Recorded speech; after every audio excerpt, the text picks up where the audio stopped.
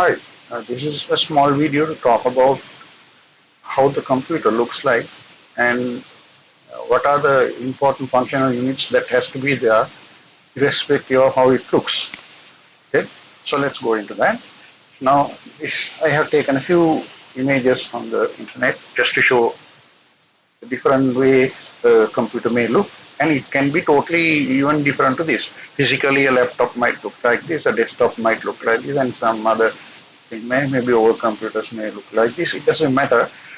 And these are only few. Okay, there can be different shapes and styles and whatever. So what I'm trying to show here is the look may differ in different various patterns, but in each of them the functional units must be there.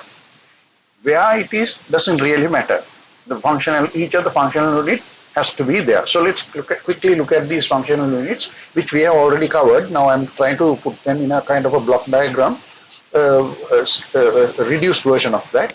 So let's say, okay, so functional units. So irrespective of what the look and feel about a computer is, it should have a input device or an input mechanism, a way to input data.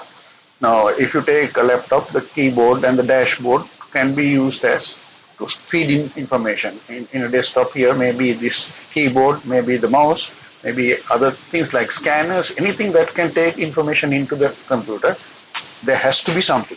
Exactly where it is, how does it look like, doesn't really matter. That's why we just put a box here.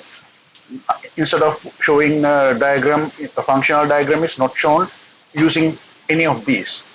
It's just shown the idea of what are the things that should be there. Exactly where it is, how it is made is totally up to the manufacturer. Manufacturer can put all the things in one box, put in several different boxes, doesn't matter. But these functional units must be available in the computer. So when you look at any computer, these things should be there. There should be one or more input mechanisms or devices. Then the CPU or the processing unit, where the processor is there. Now I already spoken to you about the processor and the main memory.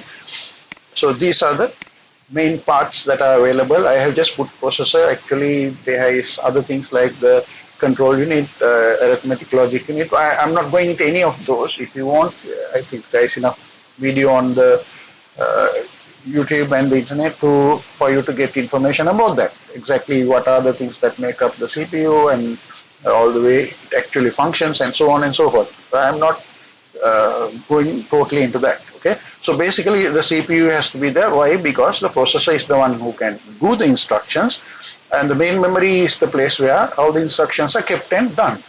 Because the whole purpose of a computer is to follow some instructions and do certain things. Like I have explained to you earlier. Okay, so the processor is the person who does that, or the unit that does the instruction. Has the capability to do it, and the things that it has to do are all kept in the main memory, because processor can only access the main memory directly. Okay, so there has to be a CPU. That is it here doesn't really matter. Is it here doesn't matter. Okay, actually it doesn't matter, because that is something that the designer of the computer will look at, and the shape, the outlook, will do it whatever way they want, and that's why each computer may look slightly different. Or some you may even get totally a different one. Now, if you look at a tab or an iPad or something like that, it's just one unit.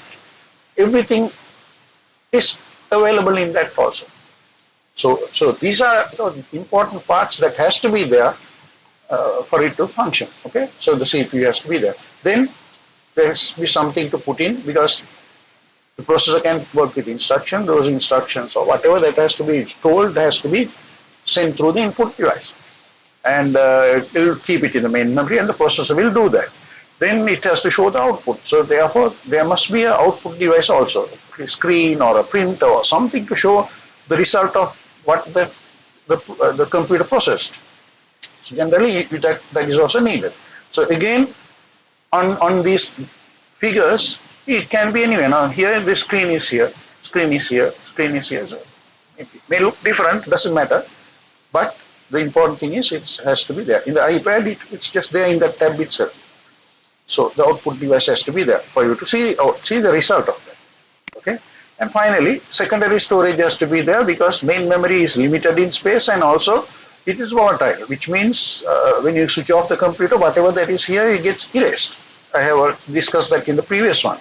So there must be a way to record this and keep it so that even when you switch off, no current, no electricity, those data or information or whatever that you're recording can be later taken back and used. So that is why the secondary storage is there. Secondary storage or secondary memory or whatever you want to call it. This is outside that. Okay. So this memory processor cannot directly work with. I have already told you. Whenever processor wants to work with something that is in the secondary storage, these are storages. Remember, main memory is a storage device. Place secondary storage is a storage device. This is a big area, and you can keep it and no need of power, like the hard disk and pen drives and whatever, can be anything. So, but the secondary storage is there so that you can record things and keep for later use. And also main memory is limited in space, so you can't put everything there, so, right? So whatever it can put, it will put there. Any additional things, if the computer wants to refer to later, it has to keep it in the secondary storage. So whenever it needs that section, it will discard whatever in the main memory, get that section and probably work with that. So there will be a swap happening and all that. So I'm not going to discuss about all that, but main thing is, this is backup storage for later use. Things that cannot be kept in the main memory because you will switch off the computer, the space is limited. For all the reasons, you need a separate place to store and keep things. So this is like the secondary storage. Okay. Now we also use that. Now we have our memory. We keep a lot of things there, but when we want to remember a lot of things later and other things, we write it on a book. So there you can consider the exercise book or whatever, wherever you are writing as your secondary storage, and your memory is inside you. So whenever you want to do something, you read through the book, get it into your memory, and then start working on that. Just think of it in that sense. Okay. So therefore, whatever the way the shape is, you have to have an input device or unit.